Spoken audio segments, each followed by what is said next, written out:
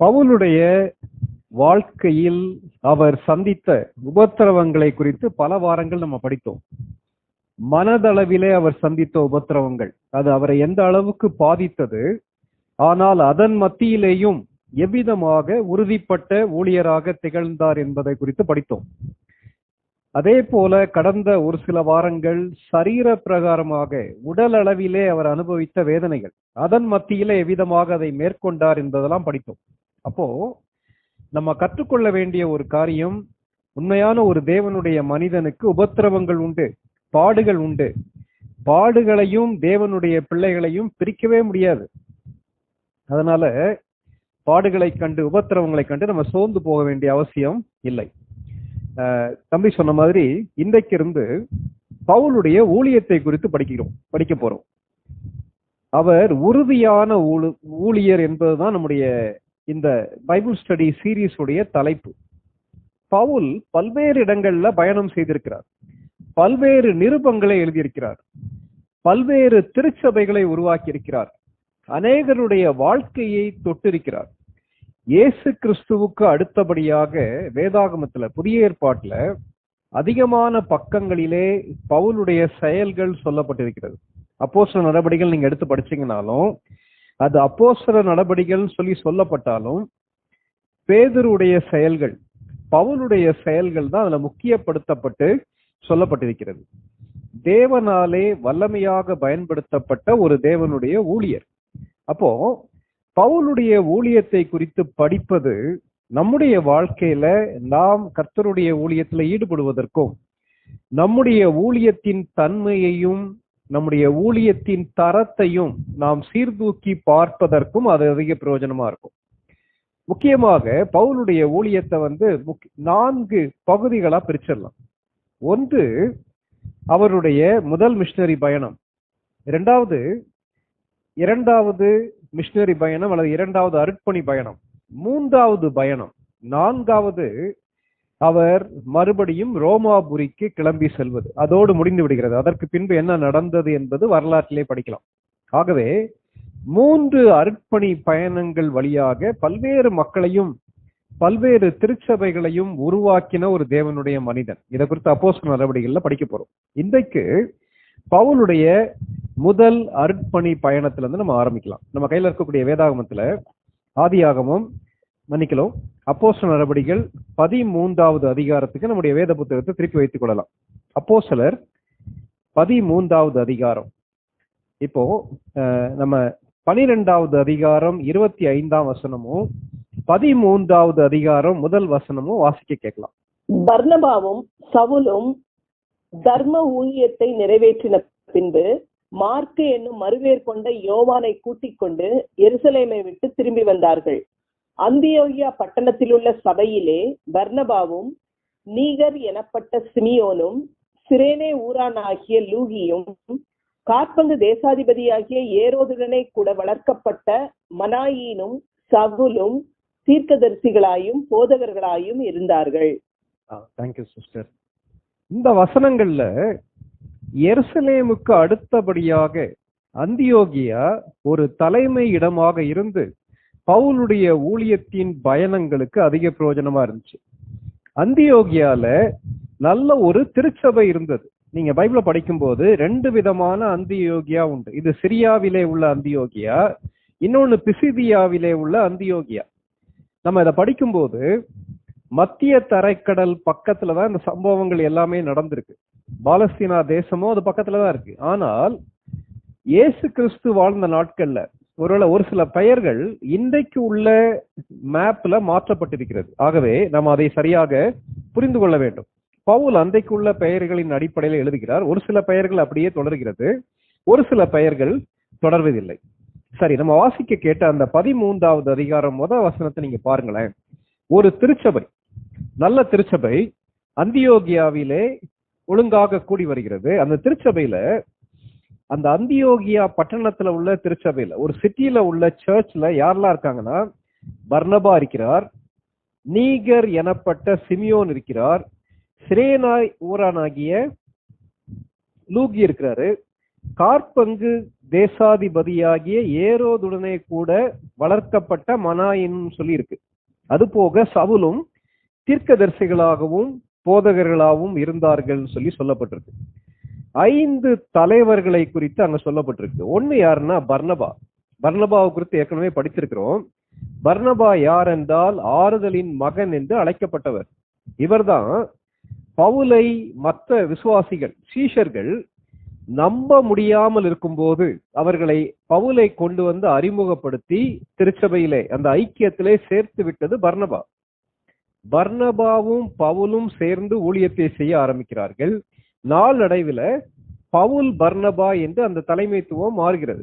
அந்த அளவுக்கு தேவன் பவுலை பயன்படுத்துகிறார். Okay, right. அந்த பர்னபா இந்த அந்தியோகியா பட்டணத்துல உள்ள திருச்சபையில முக்கியமான ஒரு தலைவர். அவர் போதகராகவும் இருந்திருக்கலாம், தீர்க்கதரிசியாகவும் இருந்திருக்கலாம் சொல்லி அதுல கொடுக்கப்பட்டிருக்கு. அடுத்தது நீகர் எனப்பட்ட சிமியோன் சொல்லி கொடுத்திருக்கு. நீகர்னா யாரு? ஒருவேளை இந்த நீகர்ன்ற வார்த்தைக்கு வந்து நீக்ரோன்ற வேர்டை சேர்த்து எடுக்கலாம். ஒருவேளை கருப்பினத்தை சேர்ந்த ஒரு தலைவனா இருக்கலாம். பர்னபா யூத மார்க்கத்தை சேர்ந்தவர். இந்த நீகர் எனப்பட்ட சிமியோன் ஒருவேளை கருப்பு இனத்தை சேர்ந்தவராக என்ன செய்யலாம், இருக்கலாம். அடுத்து லூயின்னு சொல்லி ஒருத்தருடைய பெயர் வருது. சிரேனே ஊரான் ஆகிய லூகி. இந்த சிரேனே ஊரான் ஆகிய லூகி அல்லது இந்த லூகி ஒரு கிரேக்க யூதனாக இருக்கலாம் அல்லது கிரேக்க மதத்தை சேர்ந்தவனாக இருக்கலாம் சொல்லி சொல்றாங்க. இந்த சிமியோனை பற்றி இன்னும் ஒரு சில காரியங்களை சொல்றாங்க. நீகர் எனப்பட்ட சிமியோன் சொல்லி சொல்லும் போது மார்க் 15:21 என்ன வாசிக்கிறோம்னா, இயேசு கிறிஸ்து தன்னுடைய சிலுவையை சுமந்து கொண்டு வரும்போது அவருடைய சிலுவையை சுமப்பதற்கு வேற ஒரு மனிதனை கட்டாயப்படுத்தினார்கள். யாரு? அன்னைக்குள்ள அந்த ரோம போர் சேவகர்கள். அந்த சிமியோன் இந்த சிமியோனா இருக்கலாம்னு சொல்லி சொல்றாங்க. ஓகே, அது வந்து வரலாற்றுல நேரடியா வேதத்துல சொல்லப்படல, இருக்கலாம்னு சொல்லி சொல்றாங்க. அடுத்து யார் தலைவரா இருக்காங்கன்னா, காற்பங்கு தேசாதிபதியாகிய ஏரோதுடனே கூட வளர்க்கப்பட்ட மனாயின். இந்த ஏரோது யாரு? யோவான் ஸ்நானகனுடைய தலையை வெட்டி கொலை செய்த ஏரோது. அந்த ஏரோதுடைய குடும்பத்தில் இருக்கக்கூடிய ஒரு நபர் கிறிஸ்துவின் அன்பின் மூலமாக தொடப்பட்டு அவரும் என்ன செய்யறாரு, இந்த அந்தியோகியா சர்ச்ல முக்கியமான பொறுப்புல அவரு இருக்கிறார். அவருடைய பெயர் மனாயின். அங்க வேற யார் இருக்கா? சவுலும் இருக்கிறார். சவுல் யார்? திருச்சபைக்கு எதிராக செயல்பட்டவர். ஆனால் இயேசு கிறிஸ்து அவரை சந்தித்தார். அதன் மூலமாக அவருடைய வாழ்க்கை மாற்றப்பட்டது. விளைவு அந்தியோகியா திருச்சபையில முக்கியமான பொறுப்புல இருக்கு. இவங்க எல்லாரும் என்ன வேலை பார்த்தாங்க? போதகர்களா இருந்தார்கள், தீர்க்கதரிசிகளா இருந்தார்கள். இப்ப இதை படிக்கும் போது நம்ம ஒரு காரியத்தை புரிந்து கொள்ள வேண்டும். ஒரு திருச்சபையில தலைமைத்துவ பொறுப்புல இருக்கக்கூடிய மக்கள் பல்வேறு பின்னணியத்திலிருந்து இருக்கிறாங்க, பல்வேறு ஜனக்கூட்டத்தின் மத்தியிலிருந்து இருக்கிறாங்க. அப்படிப்பட்ட மக்கள் கிறிஸ்து இயேசுவுக்குள் வரும்போது ஒன்றாக சேர்ந்து கர்த்தருடைய ஊழியத்தை நிறைவேற்றுகிறார்கள். இங்க நல்ல ஒரு திருச்சபை இல்லையா? கொஞ்சம் யோசித்து பாருங்க. நம்முடைய ஐக்கியங்கள்ல இவ்விதமாக பல்வேறு தரப்பட்ட மக்கள் கிறிஸ்துவின் அன்பினாலே இணைக்கப்பட்டு ஒன்றாக சேர்ந்து ஆண்டவரை தொழுது கொள்வதற்கு அழைக்கப்பட்டிருக்கும். இவங்க என்ன நடக்குது? 2வது வசனம் வாசிங்க. 2வது வசனம். அவர்கள் கர்த்தருக்கு ஆராதனை செய்து உபவாசித்துக் கொண்டிருக்கிற போது பர்னபாவையும் சவுலையும் நான் அழைத்த ஊழியத்துக்காக அவர்களை பிரித்து விடுங்கள் என்று பரிசுத்த ஆவியானவர் திருவிழம் பற்றினார். என்ன நடக்குது? இவர்கள் கர்த்தருக்கு ஆராதனை செய்து கொண்டிருந்தார்கள். திருச்சபையாக சேர்ந்து கர்த்தரை தொழுது கொண்டார்கள். ஒருவேளை ஆராதனை முறைகள் எவ்விதமாக தொழுது கொள்ள வேண்டும் சொல்லி இன்னைக்கு நிறைய டிபேட்ஸ் இருக்கு. ஆனா வேதாகமத்துல சொல்லப்பட்ட ஆராதனை முறைமைன்னு சொல்லி சொல்லும் போது ஆவியோடும் தொழுது கொள்ள வேண்டும், கருத்தோடும் தொழுது கொள்ள வேண்டும் சொல்லி வாசிக்கிறோம். அது மாத்திரமல்ல, எல்லாமே ஒழுங்கும் கிரமமாக செய்யப்பட வேண்டும் சொல்லி பவுல் எழுதுகிறார். இவங்க என்ன செய்யறாங்க? எல்லாருமே விசுவாசிகள், அந்த திருச்சபையில் இருக்கக்கூடிய தேவனுடைய பிள்ளைகள் எல்லாரும் சேர்ந்து கர்த்தரை தொழுது கொள்ளும் போது கர்த்தருடைய ஆவியானவர் என்ன சொல்றாருன்னா, பர்னபாவையும் பவுலையும் இங்கே இருந்து இந்த அந்தியோகியா திருச்சபையில் இருந்து நான் அழைத்த ஊழியத்திற்கு பிரித்து விடும்படி திருவுளம் பற்றினார்னு சொல்லி நம்ம வேதத்துல வாசிக்கிறோம். அதை எப்படி சொல்லியிருப்பாரு? தீர்க்க தரிசன வரத்தின் மூலமாக கர்த்தர் வெளிப்படுத்தி இருக்கலாம். இந்த தீர்க்க தரிசன வரம் சொல்லி சொல்லும் போது நம்ம கொஞ்சம் தெளிவா புரிந்து கொள்ள வேண்டும். தீர்க்க தரிசன வரம் என்பது எதிர்காலத்தை கணிக்கக்கூடியது மாத்திரமல்ல. தீர்க்க தரிசனம் சொல்லி வேதாகமத்துல பழைய ஏற்பாடாக இருந்தாலும் சரி, புதிய ஏற்பாடாக இருந்தாலும் சரி, நம்ம படிக்கும் போது தீர்க்க தரிசனம் என்பது கர்த்தருடைய சித்தத்தை வெளிப்படுத்துவது. கர்த்தர் இதை சொல்லுகிறார் என்று சொல்வது. சில நேரங்கள்ல அதுல எதிர்காலத்தை குறித்திருக்கலாம், மற்றபடி அது குறி சொல்வது போல கிடையாது. கர்த்தர் இதை இவரிடத்துல எதிர்பார்க்கிறார்னு.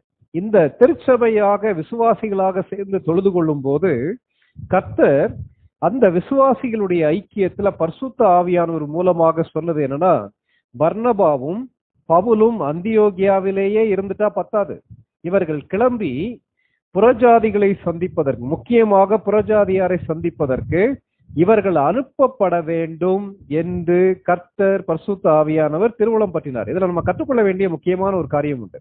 பவுல் ஊழியம் சொல்லி செய்யும் போது தனியாக நான் மட்டும் அல்லது எனக்கு தெரிந்தவர்களை மட்டும் வச்சுட்டு என்னுடைய இஷ்டப்படி கர்த்தருடைய ஊழியத்தை செய்வேன்னு சொல்லி சொல்லவே இல்லை. அவருக்கு ஒரு ஐக்கியம் இருந்தது. நம்ம இன்னைக்கு பவுலுடைய பிரயாணத்தை படிக்க போறோம். ஒருவேளை பவுல் எந்தெந்த ஊர்களுக்கு போனார் என்பதை படிக்க போறோம். அதையும் பவுலுடைய ஊழியத்தின் தன்மையும் சேர்த்து படிக்க போறோம். பவுலுடைய ஊழியத்தின் தன்மை என்னன்னு சொல்லி நீங்க பாத்தீங்கன்னா, ஆண்டவருடைய சித்தப்படியான ஊழியம். ஆண்டவருடைய சித்தப்படியான ஊழியம். இந்த 2ஆம் வசனத்துல கர்த்தர் என்ன செய்ய வேண்டும் என்பதை பவுலுக்கு அந்தியோகியா திருச்சபையில உள்ள விசுவாசிகள் மூலமாக, ஐக்கியத்தின் மூலமாக தெளிவாக வெளிப்படுத்துகிறார். பவுல் ரொம்ப எளிதா சொல்லியிருக்கலாம், நான் நேரடியாக கர்த்தரை சந்தித்திருக்கிறேன், கர்த்தர் நேரடியாக என்கிட்ட பேசியிருக்காரு. அனனியா வேற சொன்னாரு, புறஜாதிகளுக்கும் ராஜாக்களுக்கும் இஸ்ரவேல் புத்திரருக்கும் என்னுடைய நாமத்தை அறிவிப்பதற்காக தெரிந்து கொண்ட பாத்திரமா இருக்கிறான்னு சொல்லி சொன்னதால நானாக சென்று எல்லா காரியத்தையும் செய்து விடுவேன்னு சொல்லி பவுல் சொல்ல. பவுலுடைய ஊழியத்துல நம்ம கற்றுக்கொள்ள வேண்டிய முதலாவது காரியம் என்னவென்றால், பவுல் தன்னுடைய வாழ்க்கையின் எல்லா பகுதிகளிலேயும் கர்த்தருடைய சித்தத்தை மாத்திரம் செய்தார். இந்த கர்த்தருடைய சித்தம் யார் மூலமாக வருகிறது? பரிசுத்த ஆவியானவர் மூலமாக, ஐக்கியத்தின் மூலமாக பவுலுக்கு வெளிப்படுகிறது. அப்போ இந்த முதலாவது மிஷனரி பயணத்துல, அர்ப்பணி பயணத்துல பவுலுடைய ஊழியம் ஆரம்பிக்கப்படும் போதே சரி, நம்ம கற்றுக்கொள்ள வேண்டிய காரியம், பவுல் பர்னபா தேவனுடைய சித்தத்தின்படி தேவனுடைய ஊழியத்தை செய்தார்கள். ஆகவே பவுல் ஒரு உறுதியான ஊழியராக காணப்பட்டார்.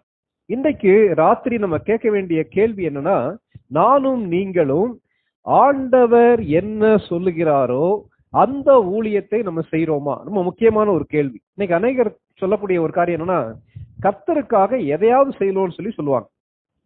சில பாடல்கள் வேற உண்டு. என்ன பாடல்? எதையாவது அவருக்காக செய்ய வேண்டும் சொல்லி பாடல்லாம் உண்டு. ஆனால் இது வேதத்தின் முதிர்ச்சியின் அடிப்படையில பார்க்கும்போது சரி கிடையாது. அவர் என்னுடைய எஜமானர், நான் அவருடைய ஊழியக்காரன். நான் அவருடைய ஊழியக்காரன், நான் அவருடைய வேலைக்காரன். இன்னும் ஊழியக்காரன்ற வார்த்தைக்கு என்ன ஒரிஜினல் கிரேக்க வார்த்தை பயன்படுத்தப்படுதுன்னா, டூலோஸ் என்ற வார்த்தை பயன்படுத்தப்படுகிறது.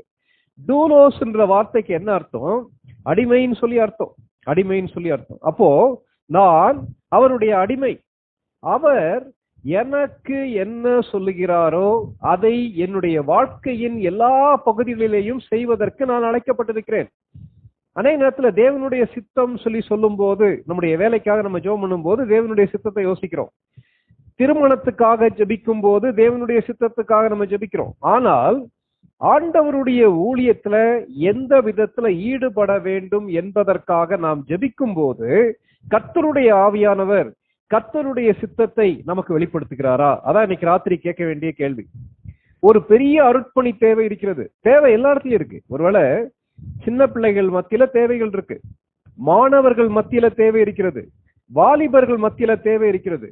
சுவிசேஷத்தை கேட்டிராத, நாகரிகத்திலே முன்னேறாத பழங்குடி மக்கள் மத்தியில, இன்னும் சுவிசேஷத்துக்கு கதவு அடைக்கப்பட்டிருக்கிற அநேக நாடுகள்ல தேவை இருக்கிறது. ஒரு மனிதன் எவ்விதமாக எல்லா தேவையும் சந்திக்க முடியும்? ஒரு பெரிய கேள்வி இல்லையா? கொஞ்சம் யோசித்து பாருங்க. ஆனால் இயேசு கிறிஸ்து நம்மிடத்துல எதிர்பார்க்கிறது என்ன தெரியுமா? எவ்வளவு பெரிய தேவையாக இருந்தாலும் சரி, அந்த தேவையிலே நான் தேவனுடைய சித்தத்தை, கர்த்தர் எனக்கென்று என்ன பங்கை வைத்திருக்கிறாரோ அதை செய்வதற்கு நான் அழைக்கப்பட்டிருக்கிறேன். இன்னைக்கு ராத்திரி நானும் நீங்களும் செய்யக்கூடிய ஊழியம் கர்த்தருடைய சித்தத்தின்படி நான் செய்கிறேனா? அதான் கேள்வி. ஏன்னா ஆண்டவருக்கு முன்னாடி நானும் நீங்களும் நிற்கும் போது ஆண்டவருக்காக அதை செஞ்சேன் இதை செஞ்சேன்னு சொல்லி நம்ம அநேக காரியங்களை சொல்லலாம். ஆனா அப்போ ஆண்டவர் என்ன தெரியுமா சொல்லுவார்? இல்ல என்னுடைய மகனே, என்னுடைய மகளே, நான் உனக்கு என்ன சொன்னேனோ அதை நீ செய்தாயா இல்லையா என்று அவர் கேட்பார். இன்னைக்கு நம்ம யோசித்து பார்ப்போம். நிறைய ஆண்டவர் சொன்ன ஓமைகள்ல உண்டு. இளைய மகன், மூத்த மகன் 2 பேர் இருக்காங்க. மூத்த மகனை பார்த்து சொல்றாரு, நீ இதுக்கு போன்றார், அதாவது திராட்சை தோட்டத்துக்கு போன்றார். அவன் போக மாட்டேன்னு சொல்லிட்டு மறுபடியும் கிளம்பி போறான். இன்னொருத்தன் போறேன்றான், போகாம இருக்கிறான். கர்த்தர் எதிர்பார்ப்பது அவர் சொல்லுகிற நேரத்துல, அவர் சொல்லுகிற இடத்துல, அவர் சொல்லுகிற விதத்துல கர்த்தருடைய ஊழியத்தை செய்ய வேண்டும் என்று அவர் எதிர்பார்க்கிறார். இன்னைக்கு கொஞ்சம் யோசித்து பார்ப்போம். இதை எப்படி பரிசுத்த ஆவியானவர் நமக்கு வெளிப்படுத்துவார்? நம்முடைய உள்ளத்துல வரக்கூடிய பாரத்தின் மூலமாக வெளிப்படுத்துவார். இன்னைக்கு பல்வேறு தேவைகளுக்காக நானும் நீங்களும் ஜெபிக்கும் போது கர்த்தர் எந்த மக்களை, எந்த தேவையை நம் மூலமாக சந்திக்க வேண்டும் என்று விரும்புகிறாரோ அந்த தேவையை சந்திப்பதற்கு கர்த்தர் நம்மை பாரப்படுத்துவார். அதுதான் கர்த்தர் கொடுக்கக்கூடிய பாரம் ஒண்ணு. அதே மாதிரி இந்த இடத்துல இந்த திருச்சபையாக கூடி ஆராதித்து கொண்டிருக்கும் போது அந்த ஐக்கியத்திலிருந்து கர்த்தருடைய வார்த்தை, கர்த்தருடைய சித்தம் வெளிப்படுகிறது. சில நேரங்கள்ல நம்ம போய் பங்கு பெறக்கூடிய ஐக்கியம், மற்ற விசுவாசிகள், இவர்கள் மூலமாக நானும் நீங்களும் எந்த ஊழியத்தை செய்ய வேண்டும், கர்த்தர் எந்த வரத்தை நமக்கு கொடுத்திருக்கிறார், எந்த கிருபையை கொடுத்திருக்கிறார், யாருக்கு நம்ம ஆசீர்வாதமா இருக்கிறோன்றதை வெளிப்படுத்த முடியும். ஆகவே ஊழியம் என்பது கர்த்தர் என்ன சொல்லுகிறாரோ அதை செய்வதற்கு நாம் அழைக்கப்பட்டிருக்கிறோம். இன்னைக்கு நிறைய பேருக்கு ஊழியம் செய்யறதுக்கு டைமே கிடையாது. காரணம், பிரதர் எல்லா ஊழியத்திலையும் நான் ஈடுபட வேண்டியிருக்கு. எங்க ஊர் நீங்க எடுத்தீங்கன்னா, எங்க ஊர்ல மொத்தமே 4 அல்லது 5 விசுவாசிகள் தான் இருக்காங்க. எந்த ஊழியக்காரர் வந்தாலும், எந்த ஊழிய ஸ்தாபனம் வந்தாலும் எங்களை தான் முதலாவது கான்டாக்ட் பண்ணுவாங்க. யாருக்குமே என்னால் நோ சொல்ல முடியாது. ஆகவே நான் எல்லாவற்றிலையும் பொறுப்புல இருக்கிறேன். இந்த ஊழியத்துல பிரசிடண்டா இருக்கேன், இந்த ஊழியத்துல செக்ரட்டரியா இருக்கேன். நான் யாரையும் தாக்குறதுக்காக நான் பேசல. கண்கூடாக கண்ட காரியங்கள் அநேகர் சொல்லக்கூடிய பிரச்சனை. இப்படி அநேக காரியங்களை ஈடுபடுறதால பிரதர் நிறைய நேரங்களில் எனக்கு பைபிள் வாசிக்க முடியல, ஜெபம் பண்ண முடியல, ஊழியத்துல ஈடுபட முடியலன்னு சொல்லக்கூடிய விசுவாசிகள் உண்டு. நிறைய வீடுகள்ல என்ன கம்ப்ளைண்ட்னா, ஒருவேளை தங்களுடைய கணவன்மாரை குறித்து அல்லது பிள்ளைகள் தங்களுடைய பெற்றோரை குறித்து சொல்லக்கூடிய காரியம், என்னுடைய கணவர் ஒரு நேரம் வீட்டுல இருக்கிறதே இல்லை, எங்க போறாரு வராருன்னு ஒண்ணுமே தெரியல, ஊழியம்னு சொல்லிட்டு போயிடுறாரு, தன்னுடைய வேலையும் ஒழுங்கா பாக்குறது இல்ல, குடும்ப பொறுப்பையும் ஒழுங்காக பார்ப்பதில்லை என்று ஆதங்கப்படக்கூடிய மனைவிமார்கள் உண்டு. இதை கேட்டிருக்க அருமையான சகோதர சகோதரிகளே, நம்முடைய வாழ்க்கை அப்படி இருக்கா? கொஞ்சம் யோசித்து பார்ப்போம். கர்த்தருடைய சித்தத்தை மாத்திரம் செய்யும் போது அது கண்டிப்பாக நமக்கும் திருப்தியை கொடுக்கும், மற்றவர்களுக்கும் ஆசீர்வாதத்தை கொடுக்கும். தேவன் என்ன செய்ய சொல்லுகிறாரோ அதை செய்யும் போது நாம் கனி உள்ளவர்களாக இருப்போம். பிரச்சனையே வராதான்னு சொல்லி கேட்காதுங்க, பிரச்சனை வரும். பவுலுடைய பிரயாணத்தில் நீங்க பாத்தீங்கன்னா அநேக பிரச்சனைகளை சந்தித்தார். நம்ம படிக்க போற பகுதி அல்லது படித்து கொண்டிருக்கிற பகுதி ஏற்கனவே உபத்திரவப்பட்ட ஊழியர் பவுலுடைய உபத்திரவங்களை பத்தி படிக்கும் போது நம்ம படிச்சிருக்கிறோம். ஆனா அது கேள்வி இல்லை. என்னாலே இன்றைக்கு ராத்திரி பரிசுத்த ஆவியானவர் மூலமாக கர்த்தருடைய சித்தத்தின்படி இந்த ஊழியத்தை நான் செய்கிறேன் என்று சொல்ல முடியுமா? ஏன்னா ஒரே ஒரு வாழ்க்கை, இந்த வாழ்க்கை வேகமா முடிஞ்சு போயிடும். நீங்க தேவனுடைய மனிதர்களுடைய வாழ்க்கையை படிச்சு பார்த்தாலும் சரி, பவுலுடைய வாழ்க்கையாக இருந்தாலும் சரி, பர்னபாவுடைய வாழ்க்கையாக இருந்தாலும் சரி, அதே போல பேதுருடைய வாழ்க்கையாக இருந்தாலும் சரி, கர்த்தர் பயன்படுத்தின மனிதர்களுடைய வாழ்க்கையை படித்து பார்க்கும்போது அவர்கள் கர்த்தருடைய சித்தத்தை செய்தார். பழைய ஏற்பாட்டிலேயே உண்டு. பழைய ஏற்பாட்டில் நெகேமியா மூலமாக தேவன் நிறைவேற்ற நினைத்த திட்டம் வேறு. எருசலேமின் அலங்கத்தை கட்டி எருசலேமின் மக்களின் வாழ்க்கையை கட்டுவது தேவனுடைய சித்தம். யாருடைய வாழ்க்கையில? நெகேமியா அவர் சூசான் அரண்மனையில இருக்கார். ஆனால் அவர் மூலமாக ஏறக்குறைய 20 ஆண்டுகள் எருசலேம்ல கர்த்தர் செயல்படுகிறார். எஸ்தர் மூலமாக என்ன செயல்பட வேண்டும் என்று விரும்புகிறார்? முக்கியமான பொறுப்புல இருக்கும் போது யூத ஜனங்கள் அழியாதபடிக்கு ராஜாவினிடத்திலே பரிந்து பேசக்கூடிய பொறுப்பை கர்த்தர் எதிர்பார்க்கிறார். மொர்தெகாய் அதை ஞாபகப்படுத்துகிறார். எலியா மூலமாக என்ன செய்கிறார்? எலியா மூலமாக கர்த்தரே தெய்வம் என்று இஸ்ரவேல் மக்களை கர்த்தருக்கு நேராக திருப்புவதற்கு, அதே போல எலிசாவை உருவாக்குவதற்கு, தேவனுடைய வல்லமையை வெளிப்படுத்துவதற்கு அவரை பயன்படுத்துகிறார். மோசேயை கர்த்தர் எதற்காக தெரிந்து கொண்டார்? மோசே மூலமாக நான் திக்குவாயும் மந்த நாவும் உள்ளவன் என்று சொல்லக்கூடிய மோசேயை கர்த்தர் எடுத்து 20 லட்சத்துக்கும் அதிகமான இஸ்ரவேல் ஜனங்களை எகிப்தின் அடிமைத்தனத்திலிருந்து எடுத்து அவர்களை கானான் தேசத்துக்குள்ளே கொண்டு செல்வதற்கு கர்த்தர் சித்தம் கொண்டார். அந்த சித்தத்திற்கு மோசே தன்னை விட்டுக் கொடுத்தார். அதுதான் அவருடைய சித்தம். கர்த்தருடைய வார்த்தையை மோசே மூலமாக இஸ்ரவேல் ஜனங்களுக்கு கர்த்தர் கற்றுக் கொடுத்தார். ஆபிரகாமை தேவன் எதற்காக தெரிந்து கொண்டார்? விசுவாச சந்ததியை உருவாக்குவதற்காக, விசுவாசிகளுடைய தகப்பனாக, ஒரு குடும்பமாக, அந்த குடும்பத்தின் மூலமாக ஒரு தேசத்தை உருவாக்கி அந்த சந்ததியிலே மேசியா வருவதற்கு அவரை தெரிந்து கொண்டார். இதை கேட்டிருக்க அருமையான சகோதர சகோதரிகளே, தேவனுடைய சித்தத்தை குறித்து நமக்கு தெளிவு உண்டா? அந்த ஒரு தெளிவு இல்லைன்னா ஊழியம் நமக்கு பாரமாக மாறிவிடும். ஒண்ணு. இரண்டாவது, நம்முடைய ஊழியத்திலே திருப்தி இருக்காது. திருப்தின்னு சொல்றது நான் பெருசா சாதிச்சிட்டேன்ற திருப்தி அல்ல. திருப்தி என்பது ஜாப் சாட்டிஸ்பாக்சன் சொல்றோம்ல, அவ்விதமாக நான் கர்த்தர் சொல்வதை செய்கிறேன் என்ற அந்த திருப்தி நமக்குள்ள இருக்கும். மூன்றாவது, நம்முடைய ஊழியம் கனி உள்ளதாக இருக்கும். கனி என்று சொல்லும் போது நான் சக்சஸ சொல்ல அல்லது சாதனைகளை சொல்லவில்லை. நம்முடைய ஊழியம் மற்றவர்களுக்கு பயனுள்ளதாக, ஆசீர்வாதமானதாக அமையும். கேட்டிருக்க அருமையான சகோதர சகோதரிகளே, இன்றைக்கு ராத்திரி கர்த்தருடைய சித்தத்தின்படி நம்ம ஊழியம் செய்கிறோமா? பவுல், பர்னபா அல்லது பவுல் தன்னுடைய மிஷனரி பயணத்தை தொடங்கும் போது தன்னுடைய சொந்த திட்டத்தை உருவாக்கி அந்த திட்டத்தின் அடிப்படையில் பிரயாணத்தை ஆரம்பிக்கல. கர்த்தருடைய ஆவியானவர் கர்த்தருடைய மக்கள் மூலமாக கர்த்தருடைய சித்தத்தை சவுலுக்கு வெளிப்படுத்துகிறார் அல்லது பவுலுக்கு வெளிப்படுத்துகிறார். அதன் அடிப்படையில அவர் மூவ் பண்றார். எங்கே போக வேண்டும் என்று தெரியல. அவங்க கிளம்பி முதல்ல போறாங்க. ஒவ்வொரு படியாக செல்லும் போது கர்த்தர் வழி நடத்துகிறார். ஒருவேளை இன்னைக்கு அநேக ஊழியங்கள்ல பொறுப்பிலே இருக்கக்கூடிய மக்கள், கமிட்டிஸ் எல்லாம் இருக்கு. மிஷனரி ஸ்தாபனங்களாக இருந்தாலும் சரி, நிறுவனங்களாக இருந்தாலும் சரி, அதில் பொறுப்பாளர்கள் சொல்லி உண்டு.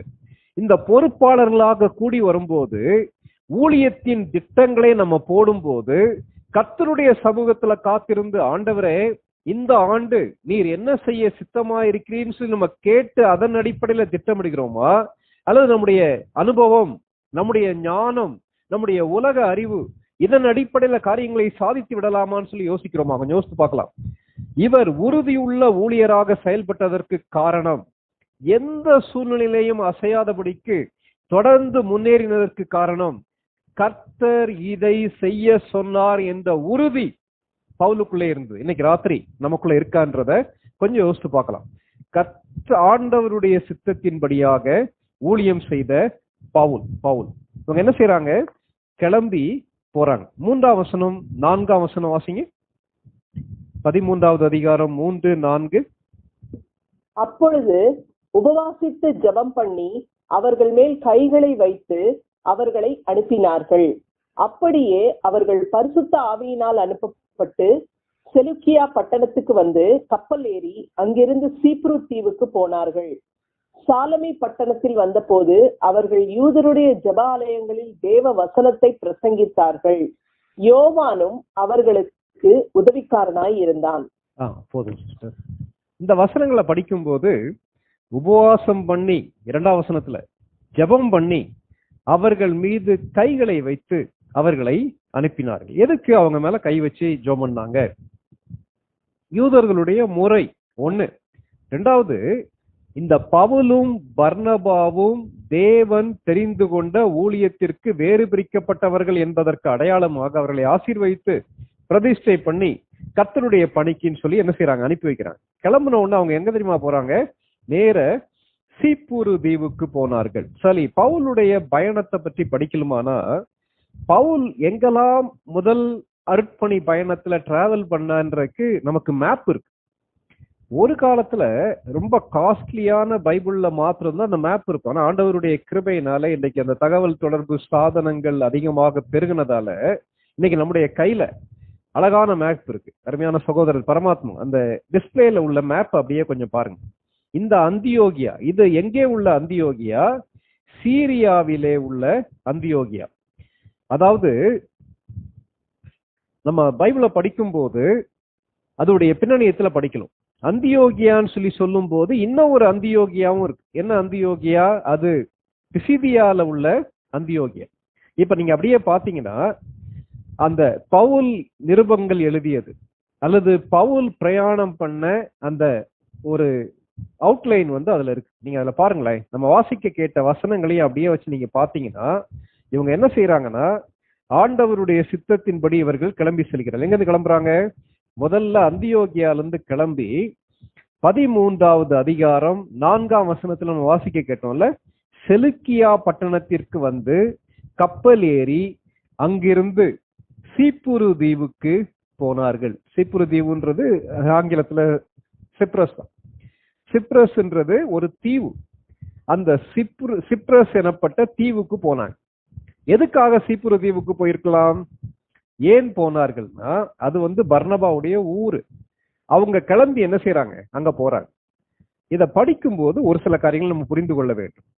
கர்த்தர் அவருடைய சித்தத்தை செய்வதற்கு நம்மளை வழி நடத்தும் போது, நாம் ஒரு படி எடுத்து வைக்கும் போது கர்த்தர் அடுத்த படியை நமக்கு காட்டுகிறார். இன்னைக்கு நிறைய பேர் சொல்லுவாங்க, நான் ஊழியம் செய்யணும்னு ஆசைப்படுறேன் பிரதர், என்ன செய்யறதுன்னே எனக்கு தெரியல. நாம் நம்மாலே இயன்ற காரியங்களிலே செயல்படும் போது, கதவை கர்த்தர் எங்கெல்லாம் திறக்கிறாரோ அங்கெல்லாம் நம்ம செயல்பட ஆரம்பிக்கும் போது, தொடர்ந்து கர்த்தர் நமக்கு அதிகமான வாய்ப்புகளை கொடுக்க ஆரம்பிக்கிறார். இவங்க என்ன செய்யறாங்க? சீப்புரு தீவுக்கு வராங்க. சீப்புரு தீவுல இருந்து எங்க போறாங்க? அடுத்து 13வது அதிகாரம் 5ஆம் வசனத்துல வாசிக்க கேட்டோம்ல, சாலமி பட்டணத்திற்கு வந்தார்கள். அது எங்க இருக்கு? சாலமி பட்டணத்துக்கு வந்தாங்க. அந்த சீப்புருல இருக்கக்கூடிய சாலமி பட்டணம். சாலமி பட்டணம்ன்றது சீப்புரு தீவுடைய ஹெட் குவார்டர்ஸ்.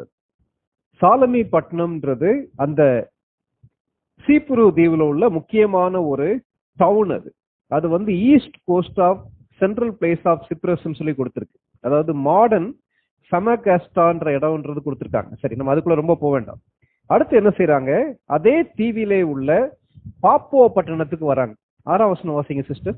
13:6.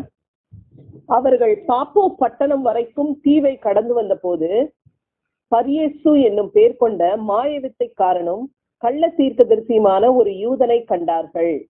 Thank you sister. அங்க என்ன செய்யுது?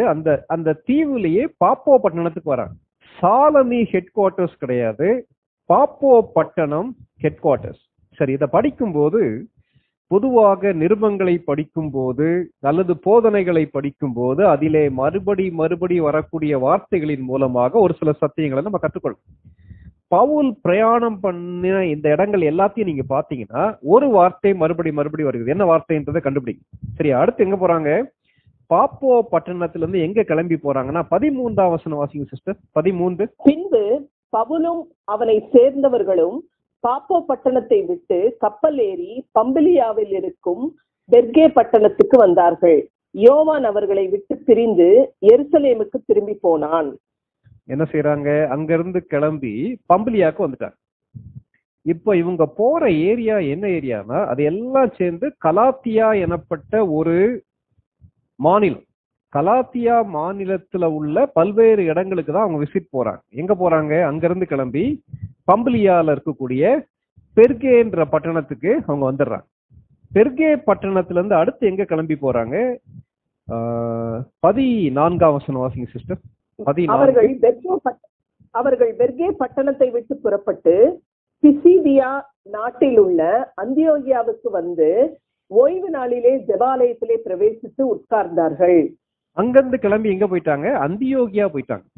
அந்தியோகியா. இந்த அந்தியோகியாவுக்கும் அடுத்து நம்ம ஏற்கனவே படிச்ச அந்தியோகியாவுக்கும் உள்ள வித்தியாசம் என்னன்னா, இது பிசிதியா எனப்பட்ட ஒரு நாட்டிலே உள்ள அந்தியோகியா. இந்த அந்தியோகியாவுக்கு போறாங்க. நான் ஏற்கனவே சொன்ன மாதிரி இதிலே மறுபடி வரக்கூடிய வார்த்தை என்னன்னா, சீப்புரு தீவிலே உள்ள சாலமி பட்டணம், பாப்போ பட்டணம், பம்பிலியாவில் உள்ள பெர்கே பட்டணம், பிசிதியா நாட்டில் உள்ள அந்தியோகியா. 51 வசனம் வாசிங்க. 51. இவர்கள் தங்கள் கால்களில் படிந்த தூசியை அவர்களுக்கு எதிராக உதறி போட்டு இக்கோனியா பட்டணத்துக்கு போனார்கள். அங்கிருந்து கிளம்பி எங்க போயிடுறாங்க? இக்கோனியாக்கு போயிடுறாங்க. பட்டணங்களை சந்தித்த பவுல். பட்டணங்களை சந்தித்த பவுல். பவுலுடைய மிஷனரி பயணத்துல பவுல் எந்த ஊருக்கு போறாருன்னா சிட்டிஸ்க்கு போறார். நம்ம ஜெனரலா என்ன யோசிப்போம்? கிராமங்களிலே போய் சந்தித்து கிராமங்களை சந்திப்பது முக்கியம்னு சொல்லி யோசிப்போம். அது உண்மைதான், இல்ல நான் சொல்ல. கிராமங்களிலே உள்ள மக்களுக்கும் கிறிஸ்து தேவை. ஆனா பவுலுடைய ஊழியத்துடைய ஸ்ட்ராட்டஜி என்னன்னு சொல்லி பாத்தீங்கன்னா, ஒரு சிட்டியில இருக்கக்கூடிய ஜெப ஆலயத்துக்கு சென்று அங்கே உள்ள மக்களை சந்திப்பதன் மூலமாக சுவிசேஷம் அந்த பட்டணத்தில் இருந்து அதை சுற்றி உள்ள கிராமங்களுக்கு, அதை சுற்றி உள்ள மக்களுக்கு பரவுவதற்கு அது ஏதுவாக இருக்கும்னு சொல்லி செய்யறார். இன்னைக்கு நம்ம கொஞ்சம் யோசித்து பார்ப்போம். சிட்டிஸ்ல இருக்கக்கூடிய நமக்கு, சிட்டிஸ்ல இருக்கக்கூடிய பீப்புளை குறித்து கன்சர்ன் உண்டா? பவுலுடைய ஊழிய முறைமையில மிக மிக முக்கியமான ஒரு ஊழிய முறைமை என்னன்னா, பட்டணங்களை சந்தித்த பவுல். பட்டணங்களை சந்தித்த பவுல். நம்ம இருக்கக்கூடிய சிட்டியில இருக்கக்கூடிய மக்கள் இயேசு கிறிஸ்துவுடைய அன்பை அறிந்து கொள்வதற்கு, இயேசு கிறிஸ்துவுக்குள் வளர்வதற்கு நம்ம என்ன முயற்சி எடுக்கிறோம்? பவுல் உறுதியான ஒரு ஊழியர்னு சொல்லி சொல்லும் போது, கர்த்தர் ஆல்ரெடி மெத்த படித்த பவுலை எடுத்து சிட்டிஸ்ல இருக்கக்கூடிய தேவையுள்ள அநேக தத்துவ ஞானிகள் நிறைந்த பட்டணங்கள்ல பவுலை கர்த்தர் எடுத்து பயன்படுத்துகிறார். அப்போ படித்த மக்கள் மத்தியில, தேவையுள்ள மக்கள் மத்தியில கர்த்தருடைய வார்த்தையை பகிர்ந்து கொள்வதற்கு, சுவிசேஷத்தை அறிவிப்பதற்கு ஆட்கள் தேவை. அவ்விதமாக பவுல் செயல்பட்டார். அப்படியே கிளம்பி அவர் எங்க வராரு? அடுத்து அந்த பிசிதியா நாட்டில் உள்ள அந்தியோகியால இருந்து கிளம்பி எங்க வர்றாருன்னா இக்கோனியா பட்டணத்துக்கு வர்றாரு. 13வது அதிகாரம் 51 வசனத்துல நம்ம கேட்டோம். அடுத்து 14வது அதிகாரத்துக்குள்ள போறோம். 14வது அதிகாரம் 6 வசனம் வாசிங்க. 14:6. இவர்கள் அதை அறிந்து லிக்கோவோனியா நாட்டில் உள்ள பட்டணங்களாகிய லீஸ்திராவுக்கும் தெர்பைக்கும் அவைகளின் சுற்றுப்புறங்களுக்கும் ஓடிப்போய். பாத்தீங்களா? மறுபடி அவர்கள் சந்திப்பது பட்டணங்களை சந்திக்கிறார்கள். அடுத்து பம்பிலியா நாட்டுக்கு போறாங்க. அதே போல 14வது அதிகாரம் 25, 26 வசனங்களை வாசிங்க. பெர்கே ஊரில் வசனத்தை பிரசங்கித்து அத்தலியா பட்டணத்திற்கு போனார்கள். அங்கே கப்பல் ஏறி தாங்கள் நிறைவேற்றின கிரியைக்காக தேவனுடைய கிருபைக்கு ஒப்புவிக்கப்பட்டு புறப்பட்டு அந்தியோகியாவுக்கு வந்தார்கள். என்ன செய்யறாங்க? மறுபடியும் கிளம்பி ரிட்டர்ன் ஆகி அவங்க அந்தியோகியாவுக்கு வந்துட்டாங்க. அதற்கு பின்னே உள்ளது அவங்க கிளம்பி மறுபடியும் எருசலேமுக்கு போகிறார்கள். அங்க ஒரு பிரச்சனை நடக்குது. அந்த பிரச்சனைக்கான தீர்வை பார்க்கிறார்கள்.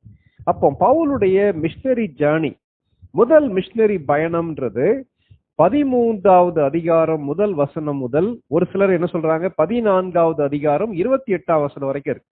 அல்லது ஒரு சிலர் சொல்லும் போது 13வது அதிகாரம் முதல் வசனம் முதல் 15வது அதிகாரம் 35 வசனம் வரைக்கும் இருக்கு. இதை நம்ம மனசுல வச்சுக்கிறோம். எவ்வளவு தெளிவாக திட்டமிட்டு மக்களை சந்திக்கக்கூடிய பவுல். சரி, இன்னும் பவுலுடைய ஊழியத்துல அடுத்து வரக்கூடிய முக்கியமான வார்த்தை என்ன நீங்க பாத்தீங்கன்னா, பவுல் அல்லது பர்னபா ஒரு ஊருக்கு போனாங்கன்னா அவங்க எங்க போயிடறாங்கன்னு நீங்க பாத்தீங்கன்னா 5 வசனம் மறுபடியும் வாசிங்க. 13:5. சாலமி பட்டணத்தில் வந்த போது அவர்கள் யூதருடைய ஜெப ஆலயங்களில் தேவ வசனத்தை பிரசங்கித்தார்கள். யோவானும் அவர்களுக்கு உதவிக்காரனாய் இருந்தான். இதுல பாருங்களேன், முதலாவது பார்த்தோம் பவுல் பட்டணங்களை சந்திக்கிறார். அது மாத்திரமல்ல, பவுல் ஒரு ஊருக்கு போனார்னா அவர் முதலாவது செல்லக்கூடிய இடம் எதுனா யூதர்களுடைய ஜெப ஆலயம். யூதர்களுடைய ஜெப ஆலயம். 2-3 யூதர்கள் இருப்பார்களானால் இவர்கள் ஜெப ஆலயமாக என்ன செய்வாங்க? கூடி வருவாங்க. அந்த 5ஆம் வசனத்துல அதான் நம்ம வாசிக்கிறோம். பின்னாடி படிக்கும் போதும் பவுல் ஜெப ஆலயங்களிலே தொடர்ந்து பிரசங்கம் பண்றாரு. அதே மாதிரி 14ஆம் வசனம் வாசிங்க சிஸ்டர். 14, 13, 14. அவர்கள் பெர்கே பட்டணத்தை விட்டு புறப்பட்டு பிசிதியா நாட்டிலுள்ள அந்தியோகியாவுக்கு வந்து ஓய்வு நாளிலே ஜெப ஆலயத்தில் பிரவேசித்து உட்கார்ந்தார்கள். எங்க போனாலும் பவுலுடைய ஊழிய முறைமையில அவர் பயன்படுத்தின ஒரு காரியம் யூதர்களை சந்திப்பதற்கு பிரையாரிட்டி கொடுத்தார். ஏன்? யூதர்கள் யெகோவாவாகிய தேவனை வணங்கினார்கள். அதே மாதிரி இன்னும் ஒரு வார்த்தை அதுல பயன்படுத்தப்பட்டிருக்கு. என்ன வார்த்தைனா, கர்த்தருக்கு பயந்தவர்கள்ன்ற வார்த்தை பயன்படுத்தப்பட்டிருக்கு. கர்த்தருக்கு பயந்தவர்கள்னா யாரு? மற்ற மக்கள் கூட்டத்திலே இருந்து யெகோவாவாகிய தேவனை நம்பி யூத மார்க்கத்திலே இணைந்தவர்கள், ப்ராசிலைட்ஸ் சொல்லி சொல்லுவாங்க.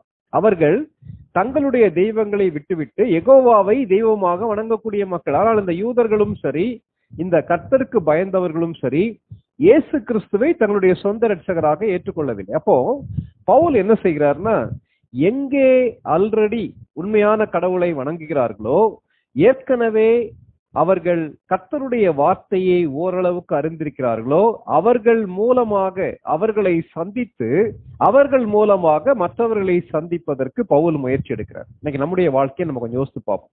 இதே மாதிரி பவுலுடைய ஸ்ட்ராட்டஜில நிறைய அறிந்து கொள்ள முடியும். சரி, முதலாவது பார்த்தோம், பவுல் கர்த்தருடைய சித்தத்தின்படி ஊழியத்தை நிறைவேற்றினார். அந்த பயணம் முழுவதும் கர்த்தருடைய சித்தத்தின்படி அவர் செய்து முடித்தார். வாழ்க்கையுடைய கடைசியில போய் நிற்கும் போது அவர் என்ன சொல்றாரு? அந்த 2 தீமோத்தேயு எழுதும் போது, 2 தீமோத்தேயுல அவர் கடைசியா எழுதும் போது, நல்ல போராட்டத்தை போராடினேன், ஓட்டத்தை முடித்தேன், விசுவாசத்தை காத்துக்கொண்டேன், இது முதல் நீதியின் கிரீடம் எனக்காக வைக்கப்பட்டிருக்கிறதுன்னு சொல்லி சொல்றாரு. அப்போ பவுலுடைய முதல் மிஷனரி பயணத்துல நம்ம கற்றுக்கொள்ளக்கூடிய காரியம், முதலாவது கர்த்தருடைய சித்தத்தின்படியான ஊழியம். கர்த்தருடைய சித்தத்தின்படியான ஊழியம். 13வது அதிகாரம் 2வது 3வது வசனங்களை வாசிங்க. 13, 2, 3. அவர்கள் கர்த்தருக்கு ஆராதனை செய்து உபவாசித்துக் கொண்டிருக்கிற போது பர்னபாவையும் சவுலையும் நான் அழைத்த ஊழியத்துக்காக அவர்களை பிரித்து விடுங்கள் என்று பரிசுத்த ஆவியானவர் திருவுளம் பற்றினார். அப்பொழுது உபவாசித்து ஜெபம் பண்ணி அவர்கள் மேல் கைகளை வைத்து அவர்களை அனுப்பினார்கள். முதலாவது கர்த்தருடைய சித்தத்தின்படி ஊழியம் செய்தார்கள் என்று பார்த்தோம். இரண்டாவது பரிசுத்த ஆவியானவருடைய வழிநடத்துதலின்படி, கர்த்தருடைய ஆவியானவரின் வழிநடத்துதலின்படி பவுலும் பர்னபாவும் ஊழியம் செய்தார்கள். இந்த இடத்துல நம்ம ஏற்கனவே வாசிக்க கேட்ட மாதிரி 2வது வசனத்துல அங்கே தீர்க்கதரிசிகள் இருக்கிறார்கள், போதகர்கள் இருக்கிறார்கள், சபையாக தேவனுடைய பிள்ளைகளாக சேர்ந்து ஆராதித்துக் கொண்டிருக்கும் போது கர்த்தருடைய வார்த்தை யாரை நோக்கி வருகிறது? சவுலை நோக்கி, பர்னபாவை நோக்கி வருகிறது. நான் தெரிந்து கொண்ட ஊழியத்திற்கு அவர்களை பிரித்து விட வேண்டும் சொல்லி கர்த்தர் சொல்றார். சொல்லும் போது சொல்லுவது யார்? பரிசுத்த ஆவியானவர் திருவுளம் பற்றினார்னு சொல்லி நம்ம வேதத்துல வாசிக்கிறோம். 4ஆம் வசனத்துடைய முன்பகுதி நீங்க பாத்தீங்கன்னா, அப்படியே அவர்கள் பரிசுத்த ஆவியினால் அனுப்பப்பட்டு செலூக்கியா பட்டணத்திற்கு வந்தார்கள். கர்த்தருடைய ஆவியானவருடைய வழி நடத்துதலின்படி செயல்பட்ட பவுல். இன்னைக்கு கொஞ்சம் யோசித்து பார்ப்போம். ஊழியங்கள்ல கனிகள் இருக்க வேண்டுமானால், அல்லது ஊழியங்கள்ல எதிர்ப்புகள் வரும்போது நம்ம நிற்க வேண்டுமானால், பரிசுத்த ஆவியானுடைய பலமும் பரிசுத்த ஆவியானுடைய வழி நடத்துதலும் மிக மிக முக்கியமானது. இதை படிக்கும் போது இதையும் சேர்த்துக்கொள்ளலாம். என்ன சேர்த்துக்கொள்ளலாம்? பரிசுத்த ஆவியானவருடைய பலமும் நமக்கு மிக மிக அவசியம். பவுல் செய்த ஊழியத்துல பரிசுத்த ஆவியானுடைய வழிநடத்துதலும் இருந்தது, பரிசுத்த ஆவியானுடைய பலமும் இருந்தது. 13வது அதிகாரம் 9வது வசனம் வாசிங்க. 13வது அதிகாரம் 9வது வசனம். அப்பொழுது பவுல் என்று சொல்லப்பட்ட சவுல் பரிசுத்த ஆவியினால் நிறைந்தவனாய் அவனை உற்று பார்த்து. இது என்ன நடக்குது? அவங்க பாப்போ பட்டணத்துக்கு வராங்க. அந்த 6ஆம் வசனத்துல இருக்கு. பாப்போ பட்டணத்துக்கு வரும்போது 6ஆம் வசனம் 7ஆம் வசனம் வாசிங்க சிஸ்டர். அவர்கள் பாப்போ பட்டணம் வரைக்கும் தீவை கடந்து வந்த போது பரியேசு என்னும் பேர் கொண்ட மாயவித்தைக்காரனும் கள்ள தீர்க்கதரிசியுமான ஒரு யூதனை கண்டார்கள். அவன் விவேகமுள்ள மனுஷனாகிய செர்கியு பவுல் என்னும் அதிபதியுடனே கூட இருந்தான். அந்த அதிபதி பர்னபாவையும் சவுலையும் அழைப்பித்து அவர்களிடத்தில் தேவ வசனத்தை கேட்க ஆசையாய் இருந்தான். பவுல் ஆவியானவருடைய வழிநடத்தலின்படி ஆட்களை சந்திக்கிறார். நானும் நீங்களும் ஜெபம் பண்ணும் போது கர்த்தருடைய சித்தம் என்ன என்பதை ஊழியத்துல கேட்கலாம். அடுத்து நம்ம ஜெபிக்க வேண்டிய ஜெபம் என்னன்னா, பரிசுத்த ஆவியானவரே, நீர் தேவையுள்ள நபர்களுக்கு நேராக என்னை வழி நடத்தும் என்று ஜெபிக்க வேண்டியது மிக மிக முக்கியமான. இந்த இடத்துல இந்த பாப்போ பட்டணத்துல வரும்போது தேவையுள்ள ஒரு நபருக்கு நேராக பரிசுத்த ஆவியானவர் வழி நடத்துகிறார். ஏற்கனவே நம்ம பிலிப்பை பற்றி நீங்க படிச்சிருப்பீங்க. அப்போஸ்தலர் நடவடிக்கைகள்ல பிலிப்பு பற்றி படிக்கும்போது எத்தியோப்பிய மந்திரியாகிய கந்தாகே எனப்பட்டவன் எருசலேம் தேவாலயத்துல வந்து பணிந்து கொண்டு தன்னுடைய ஊருக்கு திரும்பி போயிட்டு இருக்கார். ஊருக்கு திரும்பி போயிட்டு இருக்கும்போது உட்கார்ந்து பைபிளை வாசிச்சுட்டு இருக்கார். தோல் சுருளிலே எழுதப்பட்ட ஏசாயா என்ற புத்தகத்தை வாசிச்சுட்டு இருக்கார். ஆனா அவருக்கு அது ஒண்ணுமே புரியல. அதை அறிந்து கொள்ள வேண்டும் என்ற ஆசை அவருக்குள்ள இருந்துச்சு. இப்ப இதை படிக்கும் போதும் கர்த்தருடைய வசனத்தை கேட்க ஆசையா இருந்த செர்கியு பவுல் அவிதமாக அங்கேயும் தேவையுள்ள ஒரு மனுஷன் இருக்கான். அப்படி இருக்கும்போது கர்த்தருடைய ஆவியானவர் பிலிப்புவை பார்த்து என்ன சொல்றாருன்னா, நீ போய் அவன் செல்லக்கூடிய ரதத்தோடே சேர்ந்து கொள்ளுன்னு சொல்லி சொல்றாரு. ரதம் வேகமா போயிட்டு இருக்கு. ரெண்டாவது அவன் வந்து ஒரு கவர்மெண்ட் அபிஷியல். அவ்வளவு வேகமாக போகக்கூடிய ஒரு மனிதனை சந்திப்பதற்காக கர்த்தருடைய ஆவியானவருடைய வழி நடத்துதலின்படி அங்க பிலிப்பு வேகமா போறார். அந்த பகுதியை நம்ம பார்க்கலாமே. அப்போஸ்தலர் நடபடிகள் 8வது அதிகாரம். அப்போஸ்தலர் நடபடிகள் 8வது அதிகாரம் 26வது வசனத்திலிருந்து 30ஆம் வசனம் வரைக்கும் வாசிங்க. பின்பு கர்த்தருடைய தூதன் பிலிப்பை நோக்கி, நீ எழுந்து தெற்கு முகமாய் எருசலேமிலிருந்து காசா பட்டணத்துக்கு போகிற வனாந்த மார்க்கமாய் போய் என்றான். அந்தபடி அவன் எழுந்து போனான். அப்பொழுது எத்தியோப்பியருடைய ராஜஸ்திரியாகிய கந்தாகே என்பவளுக்கு மந்திரியும் அவளுடைய பொக்கிஷம் எல்லாவற்றிற்கும் தலைவனுமாய் இருந்த எத்தியோப்பியனாகிய ஒருவன் பணிந்து கொள்ளும்படி எருசலேமுக்கு வந்திருந்து ஊருக்கு திரும்பி போகும்போது தன் ரதத்திலே உட்கார்ந்து ஏசாயா தீர்க்கதரிசியின் ஆகமத்தை வாசித்துக் கொண்டிருந்தான். ஆவியானவர், நீ போய் அந்த ரதத்துடனே சேர்ந்து கொள் என்று பிலிப்புடனே சொன்னார். அப்பொழுது பிலிப்பு ஓடி போய் சேர்ந்து அவன் ஏசாயா தீர்க்கதரிசியின் ஆகமத்தை வாசிக்கிறதை கேட்டு, நீ வாசிக்கிறவைகளின் கருத்து உமக்கு தெரியுமா என்றான். அதற்கு அவன், ஒருவன் எனக்கு தெரிவிக்காவிட்டால் அது எனக்கு எப்படி தெரியும் என்று சொல்லி பிலிப்பு ஏறி தன்னோட கூட உட்காரும்படி அவனை வேண்டிக் கொண்டான். 34 வாசிங்க சிஸ்டர். மந்திரி பிலிப்பை நோக்கி, தீர்க்கதரிசி யாரை குறித்து இதை சொல்லுகிறார்?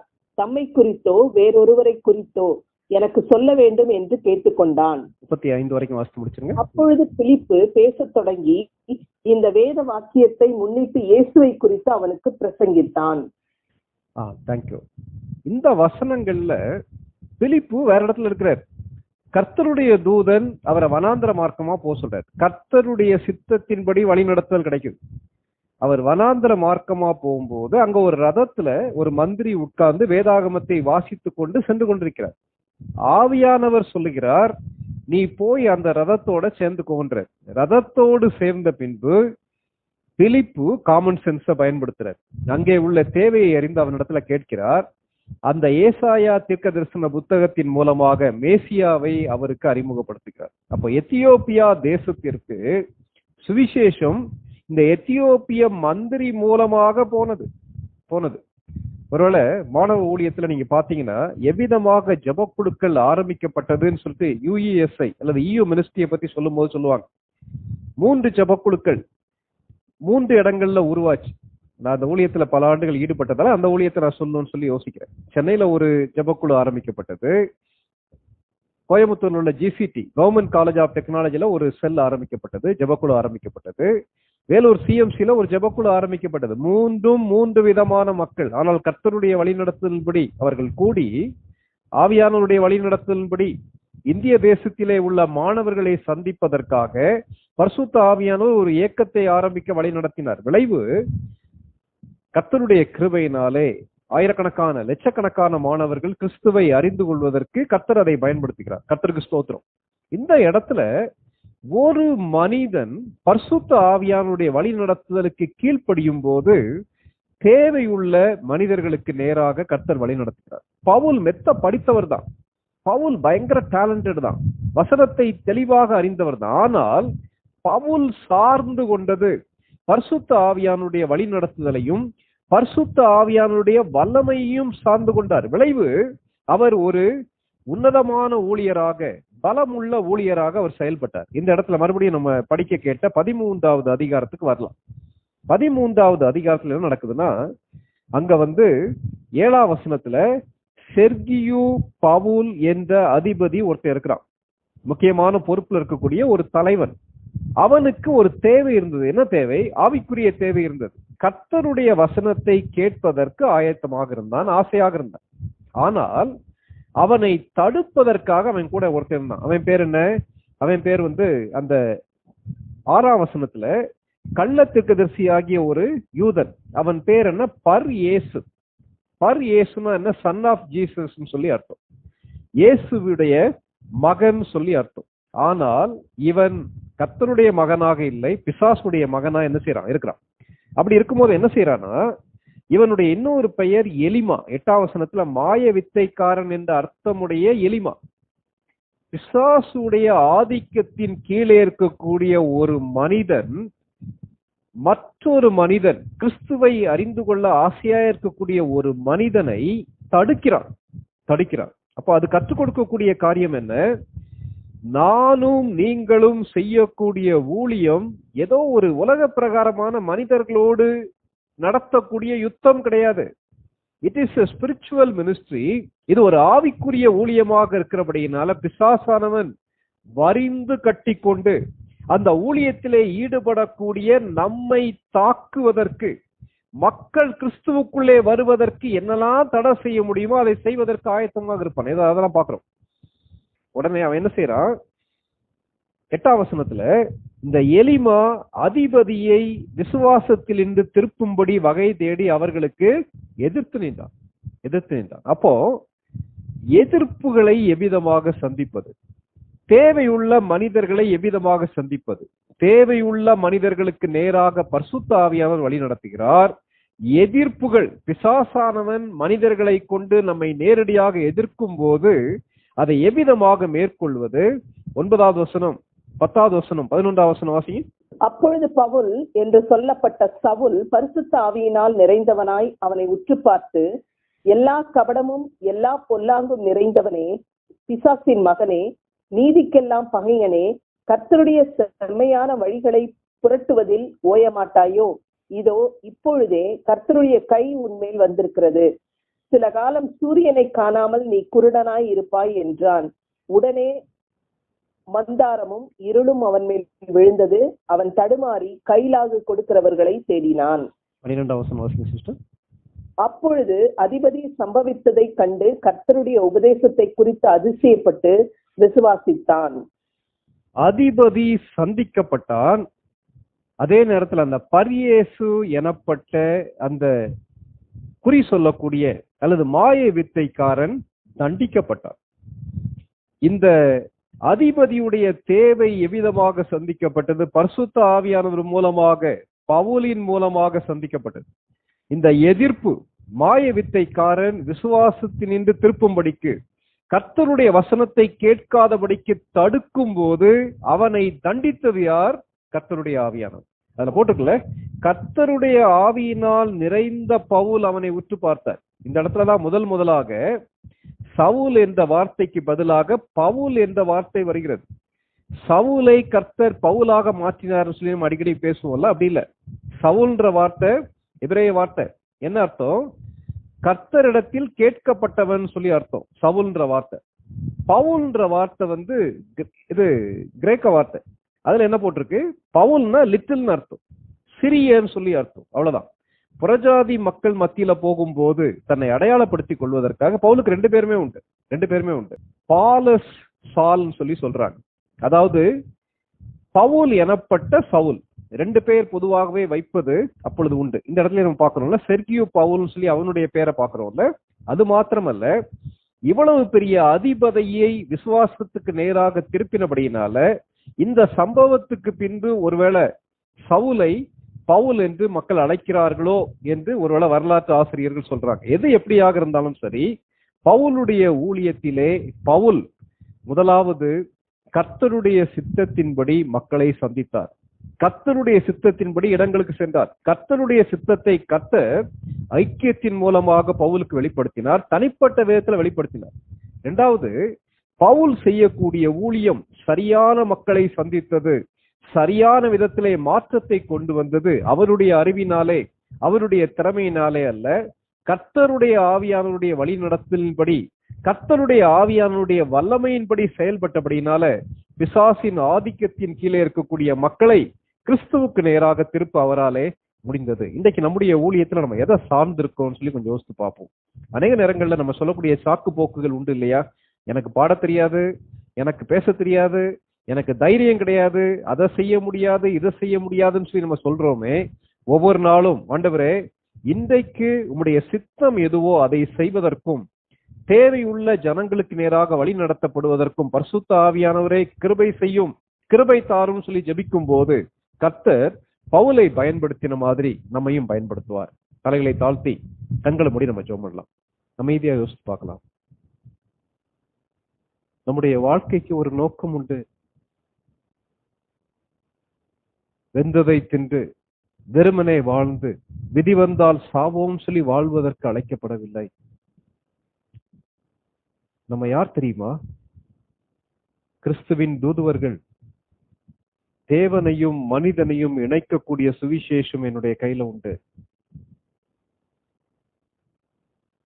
கர்த்தர் எத்தனை பட்டணங்கள்ல பவுல் மூலமாக சுவிசேஷம் பரவ உதவி செய்தார் இல்லையா? எத்தனை கண்டங்கள்ல பரவ உதவி செய்தார் இல்லையா? ஒரு மனிதன் கர்த்தருடைய சித்தத்திற்கு முழுவதுமாக கீழ்ப்படியும் போது, கர்த்தருடைய ஆவியானவரை சார்ந்து அவர் என்ன சொல்லுகிறாரோ அதற்கு கீழ்ப்படியும் போது எவ்வளவு ஆசீர்வாதமாக பயன்படுத்துறார் இல்லையா? பட்டணங்களை சந்தித்த பவுல், ஜெப ஆலயங்களுக்கு சென்று அதன் மூலமாக மக்களை சந்தித்த பவுல். இன்னைக்கு ராத்திரி நம்ம எப்படி இருக்கோம்னு சொல்லி யோசிச்சுப்போம். பட்டணங்களுக்காக நம்ம ஜெபிக்கிறோமா? தேவையை சந்திக்கிறோமா? நம்மளே யாராவது ஜெபித்து முடிக்கலாமா? தொடர்ந்து பவுலுடைய ஊழியத்தை குறித்து படிக்கும் போது, ஆண்டவரே, நாங்களும் உறுதிப்பட்ட ஊழியர்களாக எங்களுடைய ஊழியமும் பவுலுடைய ஊழியத்தை போல சிறப்பானதாக மகிமையானதாக அமைய கிருபை தாரும் சொல்லி ஜெபம் பண்ணலாமா? நம்மளே யாராவது ஜெபித்து முடிக்கலாம். கிருபையுள்ள ஆண்டவரே, நன்றியோடு துதிக்கிறோம். ஆண்டவரே, இந்த வேளையிலும் ஆண்டவரே, ஆண்டவரே தேவையை சந்திக்கிற ஒரு ஊழியமாக, ஆண்டவரே உடைய சித்தத்தை நிறைவேற்றுகிற ஒரு ஊழியமாக ஆண்டவரே பவுலை நீர் பயன்படுத்தினீர்.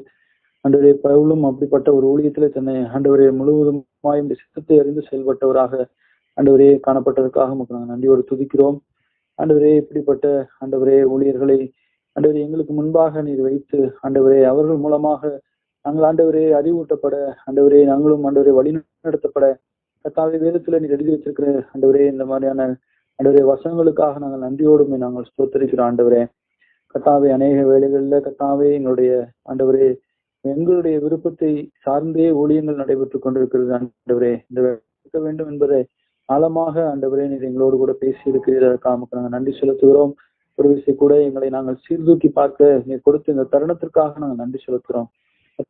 ஆவியானவர் ஆண்டவரே நீர் எங்களுக்கு அதற்காக கொடுக்கப்பட்டிருக்கிறீர். ஆண்டவரே தகப்பனே, பரிசுத்த ஆவியானவர் ஆண்டவரே நடத்துதலை உணரும்படியாக ஆண்டவரே அப்பா அவர் நேராக ஆண்டவரே நம்முடைய சித்தத்தை நாங்கள் அதிகமாய் ஆண்டவரே யோசிக்கிறவர்களாக, நாங்கள் அதிகமாய் ஆண்டவரே கீழ்ப்படுகிறவர்களாக கர்த்தர்களை ஆண்டவரை மாற்றும் என்று சொல்லி உங்க கருத்துல கொடுக்கிறோம். ஆண்டவரே, இந்த நாளில் யாரெல்லாம் ஆண்டவரே நம்மளுடைய இருதயத்தை திறந்து ஆண்டவரே நம்முடைய சித்தத்துக்கு நேராக ஆண்டவரே ஒப்பு கொடுத்திருக்கிறார்களோ, ஆண்டவரை தீர்மானம் எடுத்திருக்கிறார்களோ, கர்த்தாவே அவர்களை அந்த சித்தத்துக்கு நேராக நடத்துவர்களை பலப்படுத்த வேண்டும் என்று சொல்லி நாங்கள் சொல்லிக்கிறோம். ஆண்டவரே இந்த கொடுகையில ஆண்டவரே இந்த பாடத்தின் வழியாக ஆண்டவரே கர்த்தாவே ஆண்டவரே நாங்கள் கற்றுக்கொண்ட பாடத்துக்கு ஆண்டவரை நன்றி செலுத்துகிறோம். தகப்பனே, இதை ஆண்டவரை நடத்த அண்ணனை பயன்படுத்தினதற்காக மக்கள் நாங்கள் நன்றி செலுத்துகிறோம். ஆண்டவரே, இந்த வேத வசனங்களை நாங்கள் ஆராய்ந்து எங்கள் வாழ்விலே ஆண்டவரே நீர் எங்களுக்கு கொடுத்திருக்கிற அநேக படிப்பினைக்கு நான் நன்றி செலுத்துகிறோம். கர்த்தாவே ஆண்டவரே எவனிடத்துல அதிகம் கொடுக்கப்பட்டதோ அதிகம் கேட்கப்படும் என்று சொன்னபடி ஆண்டவரே நாங்கள் அதிகமாக உடைய சமூகத்திலே நாங்கள் அமர்ந்திருந்து அதிகமாக ஆண்டவரே நீர் எங்களுக்கு வசனத்தை போதித்துக் கொண்டிருக்கிறீர். ஆண்டவரே அதன் பிரதிபலனாக எங்களுடைய வாழ்விலே அப்படிப்பட்ட கிரியைகள் காணப்பட கர்த்தர் எங்களுக்கு உதவி செய்கிறாங்கன்னு சொல்லி ஜெபிக்கிறோம். எங்களையும் ஆண்டவரே கூடியிருக்கிற ஒவ்வொருவரையும் ஆண்டவரே அந்த போதித்த அருமையான அண்ணனையும் ஆண்டவரே நாங்கள் உங்கள் சமூகத்துல எங்களை தாழ்த்துகிறோம். உங்களுடைய சித்தத்தை நிறைவேற்றும்படியாய் கர்த்தர் எங்களை பயன்படுத்துவோம். எல்லா துதி மகிமையில் நமக்கு ஒருவர் எடுக்கிறோம். இயேசு கிறிஸ்து மூலம் ஜெபம் பிதாவே, ஆமென்.